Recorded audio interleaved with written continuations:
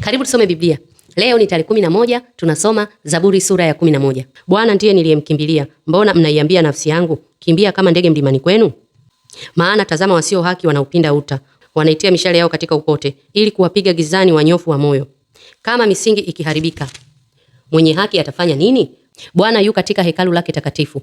Bwana ambaye kiti chake kiko mbinguni, macho yake yanaangalia, kope zake zinawajaribu wanadamu. Bwana humjaribu mwenye haki, bali nafsi yake humchukia asiye haki na mwenye kupenda udhalimu. Awanyeshee wasio haki mitego, moto na kiberiti na upepo wa hari, na viwe fungu la kikombe chao.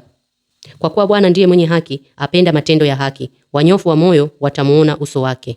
Tumeulizwa swali, kama misingi ikiharibika, mwenye haki atafanya nini? Kwanza tunatakiwa tujue mwenye haki ni nani. Mwenye haki ni mtu yeyote ambaye ameyatoa maisha yake, amempa Yesu, yani ameokoka. Amekubali Yesu awe Bwana na Mwokozi wa maisha yake. Huyo anaitwa mwenye haki. Kwa nini anaitwa mwenye haki? Ni kwa sababu ya ile neema ambayo aliipata baada ya Yesu kufa msalabani. Kwa hiyo akapata neema. Kwa hiyo hii haki ambayo anayo sio kwa sababu ya matendo yake, ni kwa sababu ya ile neema. Baada ya Bwana Yesu kufa msalabani, akampa hiyo neema ya kufanyika kuwa mwenye haki wa Mungu. Kwa hiyo kwa maana fupi tunasema mwenye haki ni mtu ambaye ameokoka. Kama wewe umeokoka, wewe ni mwenye haki. Kama bado hujaokoka, amua kuokoka ili na wewe uwe mwenye haki. Kwa hiyo haki ni Yesu Kristo mwenyewe. Ndio maana hata katika zile silaha unaambiwa vaa dirii ya haki kifuani. Maana yake muweke Yesu hapa, akae Yesu, ili uweze kusamehe. Mtu anapokukosea unamsamehe. Kwa nini? Umevaa dirii ya haki. Yesu yupo hapa. Ndio maana ni lazima usamehe. Hiyo ni silaha, dirii ya haki. Haki ni nani? Haki ni Yesu Kristo mwenyewe. Ndio maana wewe uliokoka unaitwa mwenye haki. Sasa turudi kwenye somo letu. Kama misingi ikiharibika, mwenye haki atafanya nini? Misingi ya leo ambayo tunajifunza ni ile misingi ambayo mwenye haki anatakiwa awe nayo. Msingi wa kwanza, neno la Mungu. Msingi wa pili, maombi. Msingi wa tatu, utakatifu. Msingi wa nne, kusamehe wengine. Msingi wa tano, matoleo.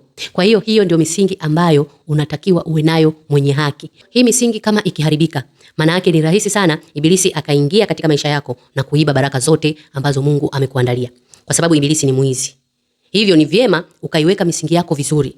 Nilisema msingi wa kwanza ni neno la Mungu. Kama hivi ambapo tunasoma neno la Mungu. Na unaposoma neno la Mungu, nilisema usisome tu kama kitabu cha hadithi. Hakikisha unakuwa na kalamu, una notebook, unaandika. Vile Roho Mtakatifu anavyokuongoza, unaandika. Anakupa hapo mafunuo. Utakuwa unashangaa unasema, kumbe huu mstari unamaanisha hivi." Nilisema, kabla ya kuanza kusoma Biblia, muombe Roho Mtakatifu. Mwambie Roho Mtakatifu, nipo tayari. Karibu. Naomba unifundishe, unielekeze. Nataka kuishi maisha ya kumpendeza Mungu. Nilijue neno lake, nifuate yale yote ambayo ameniagiza katika neno lake. Msingi mwingine ni maombi. Maombi ni mawasiliano kati yetu sisi na Baba yetu wa mbinguni. Kwa hiyo kupitia maombi tunakuwa tunawasiliana naye, kama wewe ambavyo unawasiliana na yule baba yako wa kijijini. Halafu msingi mwingine ni utakatifu. Tukiishi maisha ya utakatifu tunampendeza Mungu, na hiyo itasababisha Mungu azidi kukusogelea na kukubariki na kukufurahia. Na kama Mungu anakufurahia, maana yake na wewe maisha yako yatakuwa na furaha na amani siku zote. Msingi mwingine ni kusamehe wengine. Unapowasamehe wengine, unakuwa umemnyima ibilisi nafasi ya kukushtaki. Kwa sababu usipowasamehe wengine, maana yake ibilisi atakuwa na la kushtaki. Kwa hiyo samehe wengine na uachilie. Msingi mwingine wa mwisho ni matoleo. Katika matoleo, maana yake sadaka. Unapotoa sadaka, unamuonesha Mungu kwamba wewe unaelewa, una akili njema na unamtukuza yeye kwa zile baraka ambazo amekupa. Mfano mzuri ni wewe na mtoto wako. Unaweza kuwa umemnunulia mtoto wako biskuti, alafu ukamwambia naomba kidogo. Mtoto wako akakunyima. Si utasema hili lichoyo libinafsi? Na unaweza ukamchapa. Kwa hiyo ndivyo ilivyo kwa Baba yetu wa mbinguni. Yaani hivi vyote ni vya kwake. Unapotoa unaonesha kwamba wewe unathamini jinsi alivyokubariki. Sio kwamba yeye ana shida sana na hela zako. Kwa hiyo wewe kutoa sadaka inamaanisha kwamba unaonesha moyo wa upendo.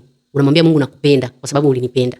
Ninatoa hiki kidogo kusema asante. Natambua uwepo wako kwenye baraka hizi. Kama misingi ikiharibika, mwenye haki atafanya nini? Hakikisha misingi yako mwenye haki haiharibiki. Shetani akijua kwamba misingi yako imeharibika, anakufanya kuwa mtumwa wake. Kuwa makini. Nikutakie siku njema, tukutane kesho.